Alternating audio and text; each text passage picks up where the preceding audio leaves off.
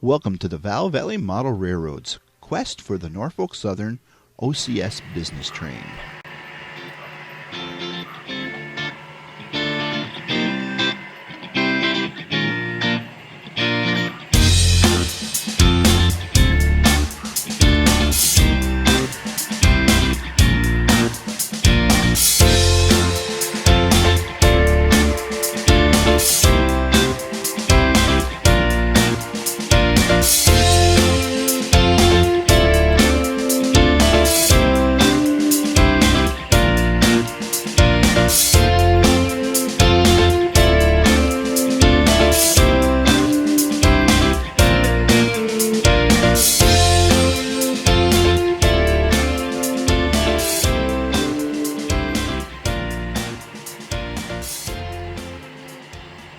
Before we get into the video, I've got a little rant I want to get off my chest.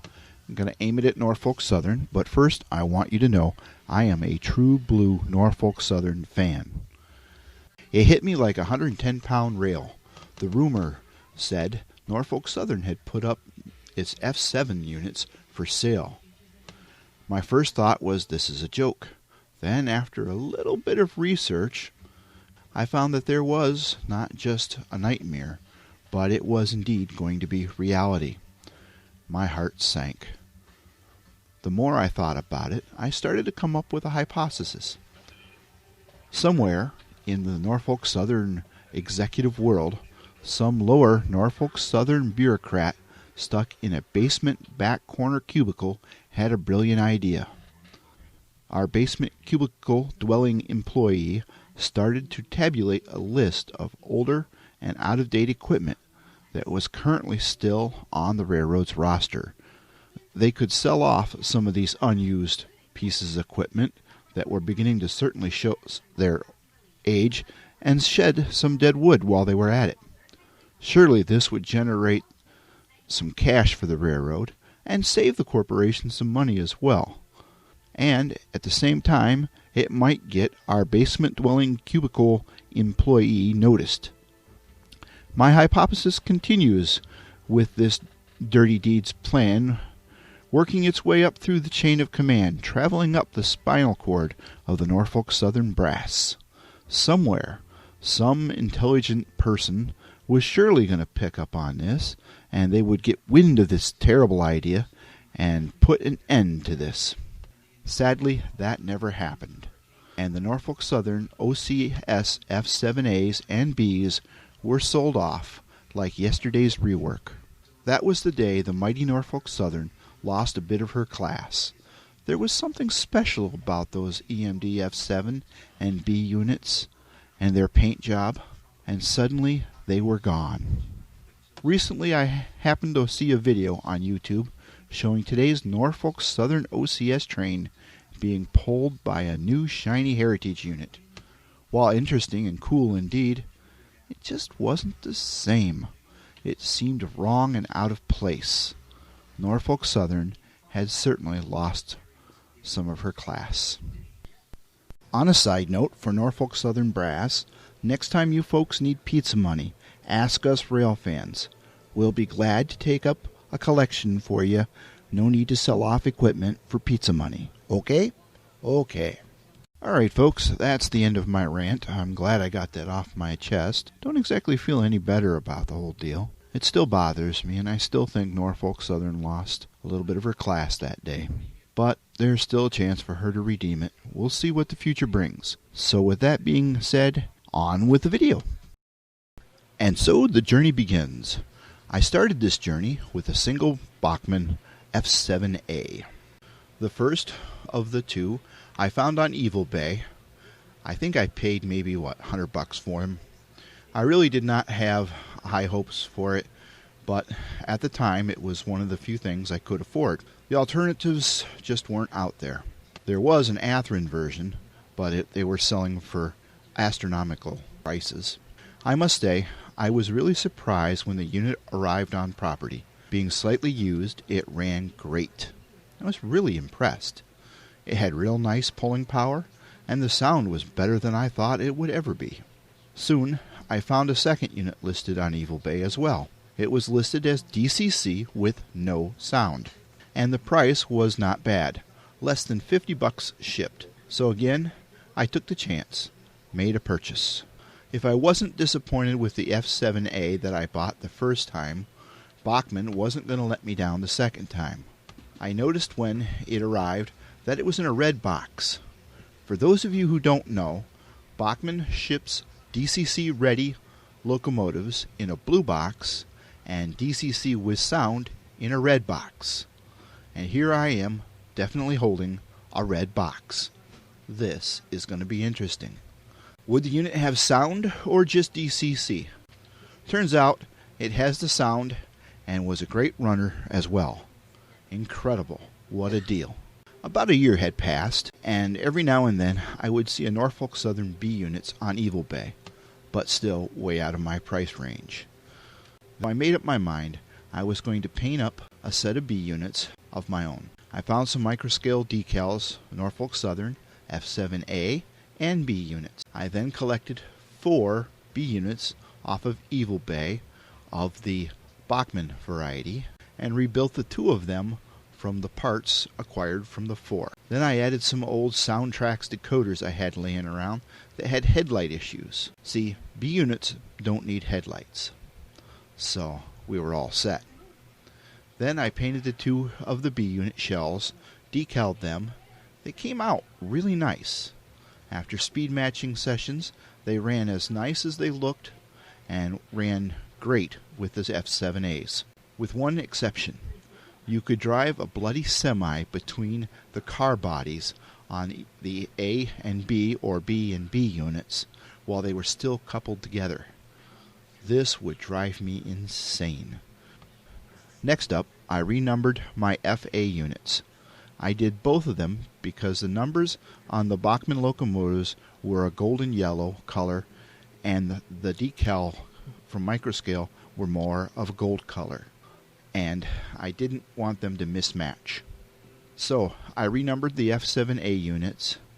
The outcome was better than I had hoped for. The units matched nicely now. My good luck with this project was about to take a turn for the worst. A paint shop disaster was about to unfold and send me into a state of bumness for several days. In my excitement of how things were going, how well the locomotives had looked so far, I forgot to wash the shells off before adding the dull coat sealer. After the dull coat had been applied and had a chance to dry, I noticed that there were many big blotchy sections where the dull coat had not simply adhered to the shell. After many attempts to fix this horrific problem, all I managed to do was make a nice set of matching glazed F7A donuts. This left me very disheartened and very disappointed in myself. For the next few days I stayed out of the train room and was contemplating my next brilliant move. After a few days had passed, I found myself browsing Evil Bay once again. I ran across a set of Walter's mainline Norfolk Southern F7A and an F7B for sale. They were gently used and their buy it now price was pretty low. I flagged them and browsed on. Soon I ran across a single Athearn Norfolk Southern F7A. I got to thinking that I had good DCC soundboards from the old glazed donuts. Maybe we could have something with the 3 of these locomotives. With my credit card nearly jumping out of my pocket, I did the math. It would be just short of $200, and I would have a nice set of Norfolk Southern F7As and 1 B unit for my OCS train. We'd also have an extra A and 2 B units. We have 2 F7As, 3 F7B units. The Bachmann B units and their long-distance couplers looked kind of out of place, but it was an impressive set when you ran them all together. So I pondered just how to fix them B unit. The way Bachmann had things designed, the trucks were mounted in such a way that you really couldn't move the way the coupler boxes were mounted to the shell instead of the frame. There just was not enough room to move anything around, and not much one could do. Then, after some more pondering, it hit me. I'll make drawbars. I'll make bloody drawbars. That was the answer. Before I got too far into making the draw, life threw me a curveball. Doesn't it always throw you a curveball just when things are going right? Sadly, the wife and I got into a huge shouting match.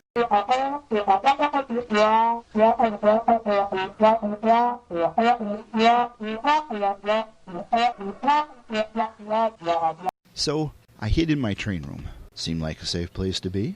I sat there looking at my Walther's F7A and B unit as they just sat there idling away. Every now and then the air compressor would kick in and kick off, kick in and kick off. Suddenly, I hear a voice behind me say, "They look lonely. You need the matching pair." I have no idea how long she's been standing there.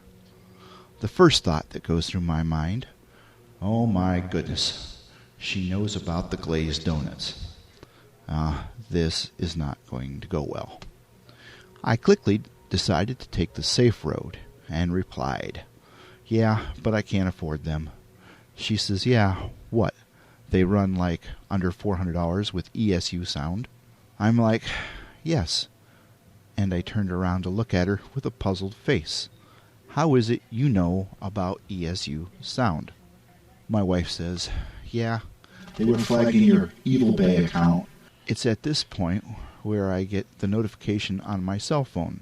Buzz, buzz. A quick look at the cell phone reveals that the 2 units I had been watching had just been sold.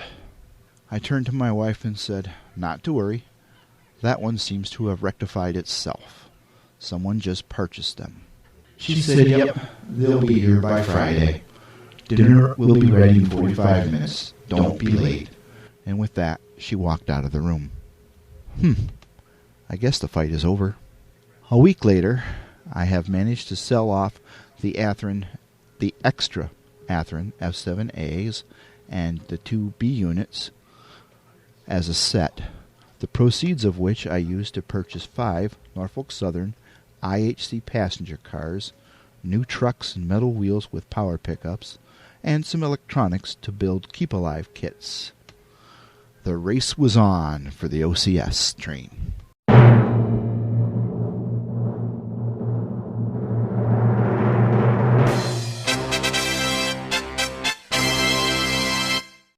I started with a set of 6 Concours/IHC Norfolk Southern passenger cars as the base for my build. In each car, I installed metal wheels with electrical pickups, Katie coupler conversion kits. I then designed and 3D printed interior modules for each of the cars that either did not have interiors or had interiors that could not be used. I added a few ounces of weight to each car. For the lighting, I built a Keep Alive circuit and added a strip of LED lighting inside the roof of each car. I then populated each car with various hand-painted figures. First, we'll take a look at the basics that went into each car, as they're pretty much the same all the way through all 5 cars. So first, we'll look at electrical pickups. I have seen tons of different styles of electrical pickup designs used by various modelers over the years. I ran across this unique design on Evil Bay. They are really simple, and surprisingly, they work real well. They're also very affordable. They are comprised of a copper sleeve that is inserted over the axle before the last wheel is pressed onto the axle. They come pre-assembled, and all you have to do is to solder a wire to the copper sleeve. Gravity pulls the copper sleeve down, and it hits the axle, and there is the current transfer. One of the wheels remains isolated from the axle to keep it from shorting out. The copper sleeve is then marked on one side to show which wheel is insulated. Katie conversion kit. I used Katie 508 conversion set. They are fairly simple and straightforward to install. The Keep Alive lighting. I used Keep Alive circuit designed by Larry Puckett, aka the DCC guy. Look him up on YouTube. He's got some really good stuff there. Then I used some 12-volt white LED strip lighting that I glued on the inside of the roof of each car. Some of the older passenger cars that I'm working on which is a different set, but just for a note, I used yellow LEDs. On the Norfolk Southern OCS train, I used bright white. I really wish I had used soft white LEDs, as the human eye can detect all the wonderful details I put in the cars, but when you try to photograph it, it just doesn't show up because the LEDs are so bright. So photographing these cars can be a nightmare. Adding weight to the cars was fairly straightforward. I used these weighted blocks that are used in balancing car tires. These weights you can usually get at Harbor Freight or just about any other auto parts store. They have a bit of double sticky tape mounted on the back for easy mounting, and they come in various amounts of weights. I think one is quarter and one is half. Car interiors. The majority of the Concours cars did not have interiors in them. Apparently, they don't sell them with them like they used to. They can be found on eBay though from time to time. I made my own interior modules on my 3D printer. I was able to add a touch of class to each one of my cars. I can say that nobody else's OCS train has the same interior as my cars do, as I could not find a specific floor plan for the Norfolk Southern OCS cars. This is probably due to security reasons, but would have been great help for modeling. So I employed modeler's license big time. Some of the car windows that are blacked out or made to look like the shades or blinds are pulled down. These areas are where I hid the stacks of weight or the keep alive circuitry. Sometimes I was able to put the keep alive circuit in the upper roof of the car. Now we'll take a quick look at each of the cars in turn. The power car. The power car started off as an RPO or railroad post office. I converted this car to a power car. This car will provide electrical power to the consist that it is attached to when there is no locomotive coupled to the consist. I added an old Digitrax sound decoder that I had pulled out of a locomotive some time ago. I uploaded sound files for a Doodlebug. They have a similar diesel sounding motor as a genset. I also added a Digitrax current keeper, for what little good it did, to give it that extra stay alive. It gives it about 3 seconds, but I guess it does help. I then added a Phantom Hobbies genset generator interior. For lighting, I used a 12-volt strip of yellow LEDs. This car was more like a crew car or a tool car, so it would not have the same fancy lighting found in the other cars. So I opted to put yellow LEDs in this car. On a side note, I put a small resistor in line with the Digitrax sound decoder to help dim the lights. This has had an unexpected effect on the sound decoder. The decoder goes through what seems like several startup tries when you first power it up, sometimes as many as 3 tries, which is pretty cool because it sounds like it just didn't start the first time around.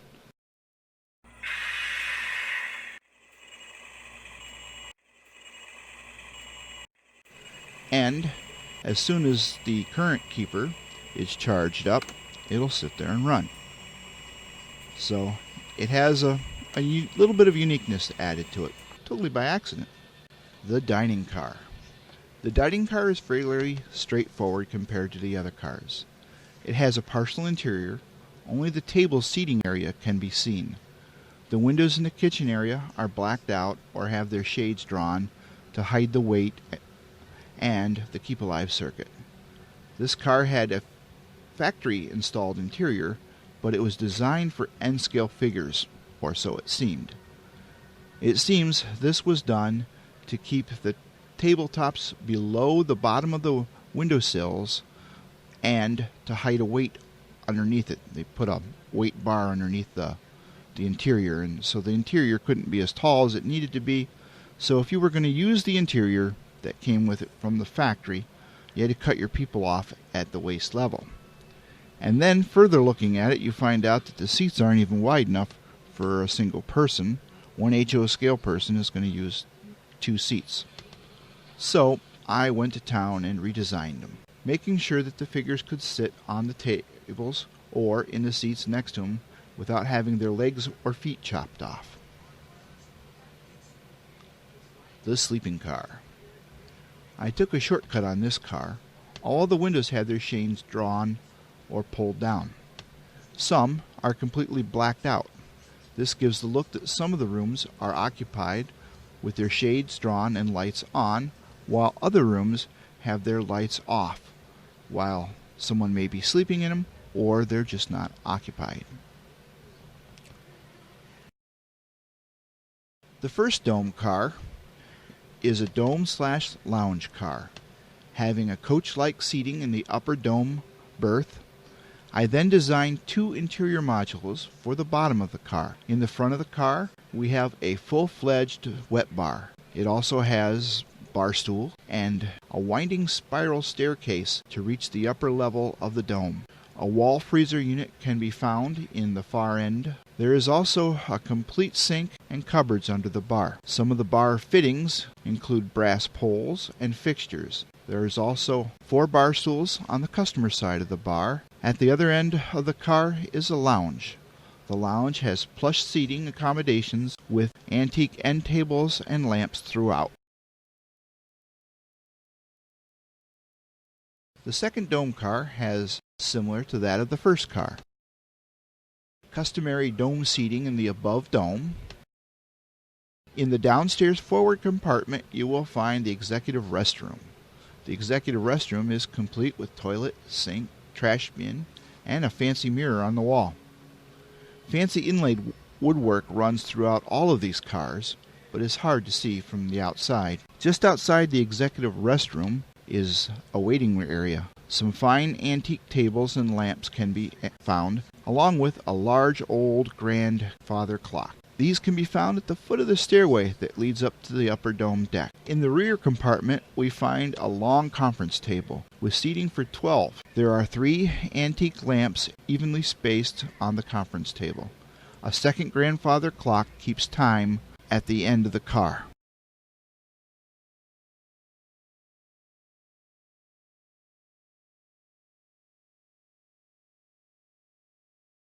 The observation car. The last car on the train is a Norfolk & Western observation car. In the front of the car, one of the several roomettes is occupied and can be seen from the outside and is separately lit, while the other rooms or roomettes are blacked out and hide the wait and keep alive circuitry. In the rear of the car, we find a large section of the car's original interior is still intact, as this car was made by Rivarossi and they seem to make seating arrangements that actually fit HO scale people. What a novel thought. There are many different plush seating arrangements in this car. At the very end of the car, tucked up hidden in the ceiling, is a flashing red LED that can only be seen when looking at the back of the car. This flashing red sentinel is on duty long after the lights have gone out from the keep alive. It keeps on flashing and on guard for about an hour, having drawn a lot less current than the regular lighting. And now we'll take a look at the actual train in operation.